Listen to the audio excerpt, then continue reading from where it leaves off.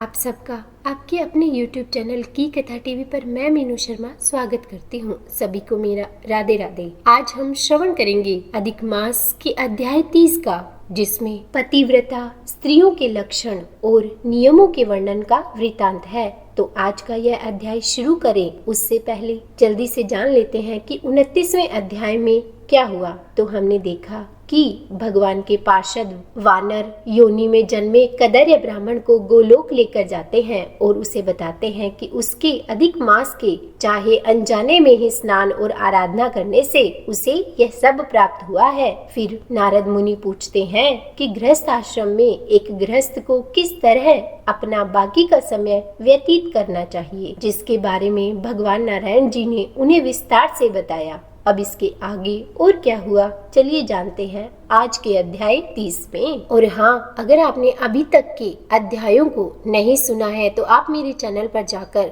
उन्हें देख और सुन सकते हैं। उनके लिंक भी मैंने नीचे डिस्क्रिप्शन बॉक्स में डाल दिए हैं, तो आप वहां जाकर उन्हें क्लिक करके ओपन करके भी उन अध्यायों का रसपान कर सकते हैं। और अगर वीडियो पसंद आए तो लाइक एंड शेयर कीजिएगा, और अगर आप मेरे चैनल पर नए हैं तो सब्सक्राइब भी जरूर कीजिएगा। तो चलिए शुरू करते हैं आज का अध्याय। नारद जी बोले, हे तपोनिदेव, आपने पहले पतिव्रता स्त्री की प्रशंसा की है, अब आप उनके सब लक्षणों को हमसे कहिए। सुत जी बोले, हे पृथ्वी के देवता ब्राह्मणों, इस प्रकार नारद मुनि के पूछने पर स्वयं प्राचीन मुनि नारायण ने पतिव्रता स्त्री के लक्षणों को कहा। श्री नारायण बोले कि हे नारद, सुनो, मैं पतिव्रताओं के उत्तम व्रत को कहता हूँ। पति कुरूप हो, कुत्सित हो, व्यवहार वाला हो अथवा स्वरूपवान हो, रोगी हो, पिशाच हो, क्रोधी हो, मद्यपान करने वाला हो, मूर्ख हो, मूक हो, अंधा हो अथवा बधिर हो, भयंकर हो, दरिद्र हो, कुपन हो, निंदित हो, दीन हो, या फिर अन्य स्त्रियों में आसक्त हो, परंतु सती स्त्री सदा वाणी, शरीर, कर्म से पति का देवता के समान पूजन करे। कभी भी स्त्री पति के साथ कठोर व्यवहार नहीं करे। बाला हो, युवती हो अथवा वृद्धा हो, परंतु स्त्री स्वतंत्रता पूर्वक अपने गृह में भी कुछ कार्य को नहीं करे। अहंकार और काम क्रोध का सर्वदा त्याग कर पति के मन को सदा प्रसन्न करती रहे और दूसरे के मन को कभी भी प्रसन्न नहीं करे। जो स्त्री दूसरे पुरुष से कामना सहित देखी जाने पर, प्रिय वचनों से प्रलोभन देने पर अथवा जन समुदाय में स्पर्श होने पर विकार को नहीं प्राप्त होती है, तो स्त्रियों के शरीर में जितने रोम होते हैं उतने हजार वर्ष तक यह स्त्री स्वर्ग में वास करती है। दूसरे पुरुष के धन के लोभ देने पर जो स्त्री पर पुरुष का मन, वचन, कर्म से सेवन नहीं करती है, तो वह स्त्री लोक में भूषण और सती कही गई है। दूती के प्रार्थना करने पर भी, बलपूर्वक पकड़ी जाने पर भी, वस्त्र आभूषण आदि से आच्छादित होने पर भी जो स्त्री अन्य पुरुष की सेवा नहीं करती है, तो वही सती कही जाती है। जो दूसरे से देखी जाने पर नहीं देखती है और हंसाई जाने पर भी नहीं हंसती है, बात करने पर नहीं बोलती है, वह उत्तम लक्षण वाली पतिव्रता स्त्री है। रूप यौवन से युक्त और गाने नाचने में होशियार होने पर भी अपने अनुरूप पुरुष को देखकर विकार को नहीं प्राप्त होती है, वह स्त्री सती है। स्वरूपवान, जवान, मनोहर, कामिनियों का प्रिय ऐसे पर पुरुष के मिलने पर भी जो स्त्री इच्छा नहीं करती है, वह महासती कही गई है। पतिव्रताओं को पति के सिवाय दूसरा देवता, मनुष्य, गंधर्व भी प्रिय नहीं होता, इसीलिए स्त्री अपने पति का अप्रिय कभी नहीं करे। जो पति के भोजन करने पर भोजन करती है, दुखित होने पर दुखित होती है, प्रसन्न होने पर प्रसन्न होती है, परदेश जाने पर मैले वस्त्र को पहनती है, जो पति के सो जाने पर सोती है और पहले जागती है, पति के मरने पर अग्नि में प्रवेश करती है, जो दूसरे के चित्त से नहीं चाहती है,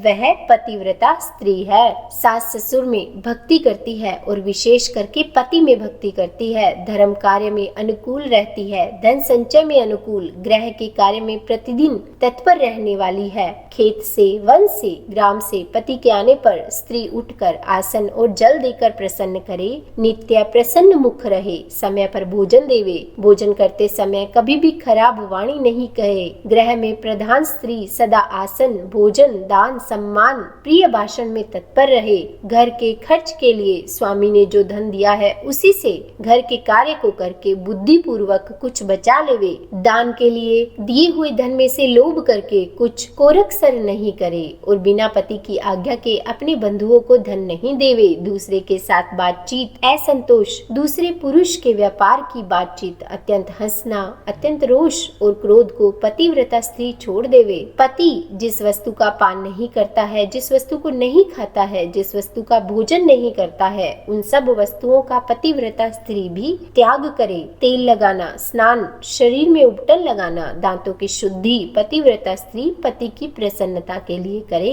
हे मुने, त्रेता युग में स्त्रियों को प्रति मास रजो दर्शन होता है। उस दिन से 3 दिन त्याग कर गृह कार्य के लिए शुद्ध होती है। प्रथम दिन चांडाली है, दूसरे दिन ब्रह्मघातिनी है और तीसरे दिन रज की है तथा चतुर्दिन शुद्ध होती है। स्नान, शौच, गाना, रोदन, हंसना, सवारी पर चढ़ना, मालिश, स्त्रियों के साथ जुआ खेलना, चंदन आदि लगाना, विशेष करके दिन में शयन, दातुन करना, मानसिक अथवा वाचिक मैथुन करना, देवता का पूजन करना, देवताओं को नमस्कार रजस्वला स्त्री नहीं करे।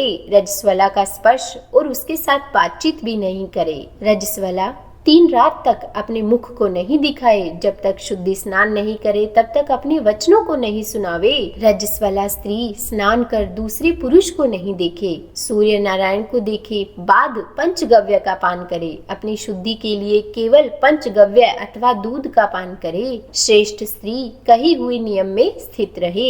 यदि स्त्री गर्भवती हो जाए तो नियम में तत्पर रहे, वस्त्र आभूषण अलंकार आदि से अलंकृत रहे और पति के प्रिय करने में यतन पूर्वक तत्पर रहे, प्रसन्न मुख रहे, अपने धर्म में तत्पर रहे और शुद्ध रहे, अपनी रक्षा कर विभूषित रहे और वास्तु पूजन में तत्पर रहे। खराब स्त्रियों के साथ बातचीत न करे, सूप की हवा शरीर में नहीं लगे, मृत वत्सा आदि का संसर्ग, दूसरे के यहाँ भोजन गर्भवती स्त्री नहीं करे, भद्दी चीज को नहीं देखे, भयंकर कथा को नहीं सुने, गरिष्ठ और अत्यंत उष्ण भोजन नहीं करे और अजीर्ण न हो ऐसा भोजन करे। इस विधि से रहने पर पतिव्रता स्त्री श्रेष्ठ पुत्र को प्राप्त करती है, अन्यथा गर्भ गिर जाए अथवा स्तंभन हो जाए। अपने गुणों से हीन दूसरे सौत की निंदा नहीं करे। ईर्ष्या, राग से होने वाले मत्सरता आदि के होने पर भी सोत स्त्री परस्पर में अप्रिय वचन नहीं कहे, दूसरे के नाम का गान न करे और दूसरे की प्रशंसा नहीं करे।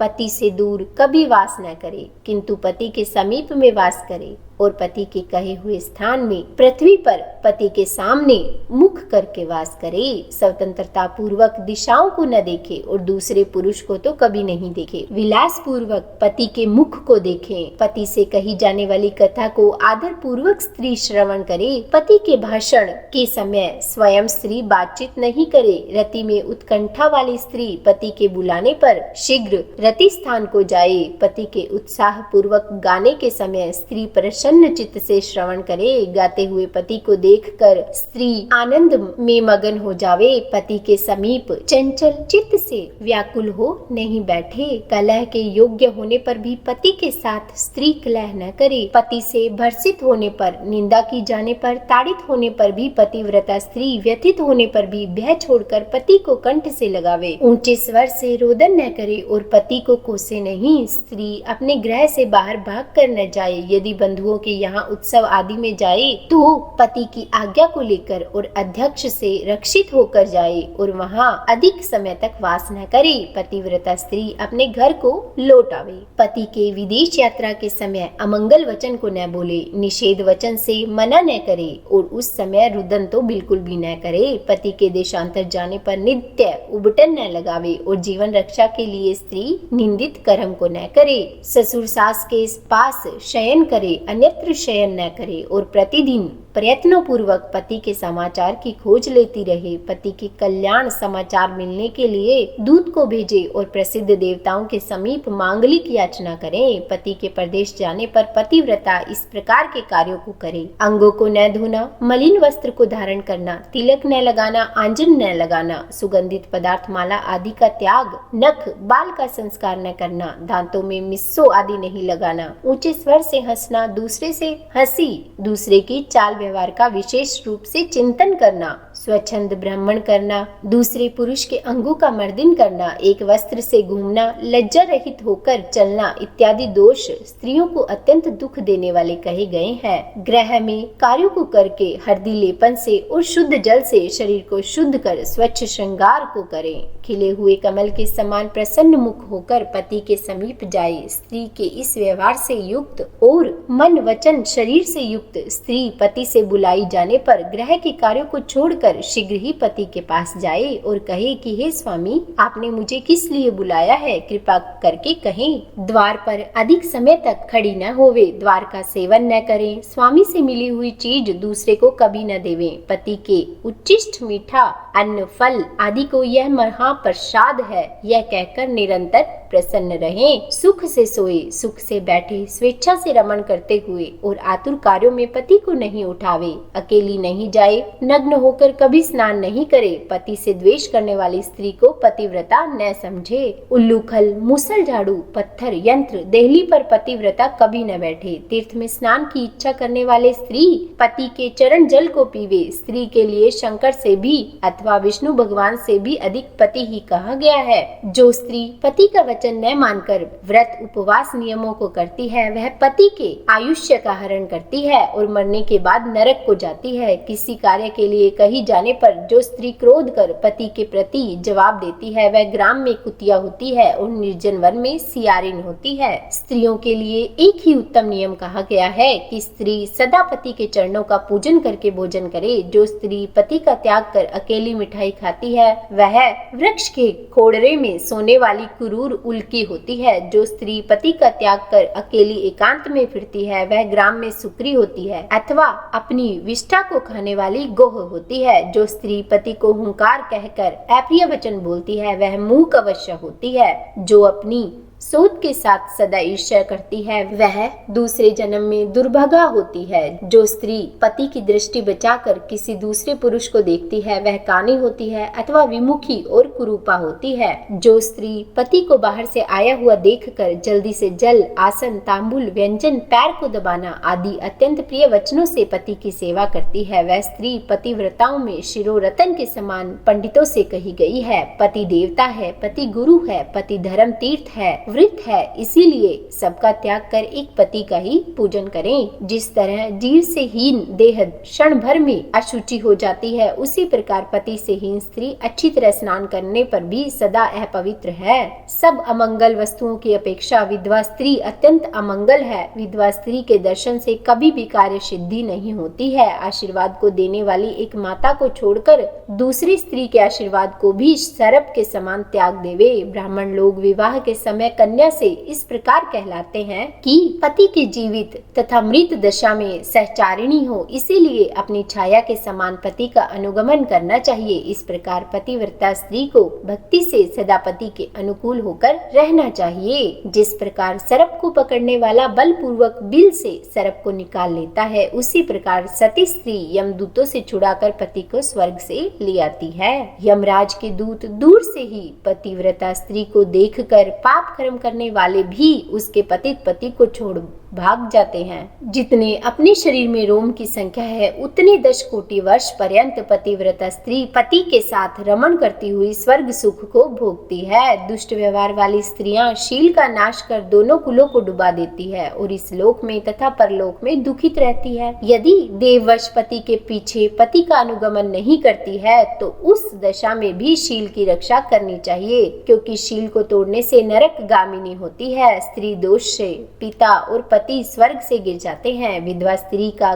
कब्री बंधन पति के बंधन के लिए होता है। विधवा स्त्री सर्वदा सिर के बालों को मुड़ा देवे, एक बार भोजन करे, कभी भी दूसरी बार भोजन नहीं करे। खाट पर सोने वाली विधवा स्त्री अपने पति को नीचे गिरा देती है, इसीलिए पति के सुख के लिए पृथ्वी पर सोए, अंगों में उबटन नहीं लगावे और तांबुल को न खाए। सुगंध का सेवन विधवा कभी न करे। प्रतिदिन कुश तिल जल से पति का तर्पण करे और पति पति के पिता का तथा उनके पिता का नाम गोत्र कहकर तर्पण करे, सदा श्वेत वस्त्र धारण करे। ऐसा न करने से रौरव नरक को जाती है। इस प्रकार नियमों से युक्त विधवा स्त्री पतिव्रता है। श्री नारायण बोले कि लोकों में तथा देवताओं में पति के समान कोई देवता नहीं है। जब पति प्रसन्न होते हैं तो समस्त मनोरथों को प्राप्त करती है। यदि पति कुपित होते हैं तो समस्त कामनाएं नष्ट हो जाती है। उस पति से संतान, विविध प्रकार के भोग, शैया, आसन, अद्भुत प्रकार के भोजन, वस्त्र, माला, सुगंधित पदार्थ और इस लोक तथा स्वर्ग लोक में विविध प्रकार के यश मिलते हैं। अब इसके बाद और क्या बताया श्री नारायण भगवान ने, चलिए जानेंगे कल, यानी कि पुरुषोत्तम महात्म्य के अंतिम अध्याय में, यानी 31वें अध्याय में। उम्मीद है आज की यह कथा आपको पसंद आई होगी। अगर वीडियो अच्छी लगे तो लाइक एंड शेयर कीजिएगा और अगर आप मेरे चैनल पर नए हैं तो सब्सक्राइब भी जरूर कीजिएगा। और हाँ, कमेंट में राधे राधे लिखना तो बिल्कुल भी मत भूलिएगा। तो बोलिए राधे राधे।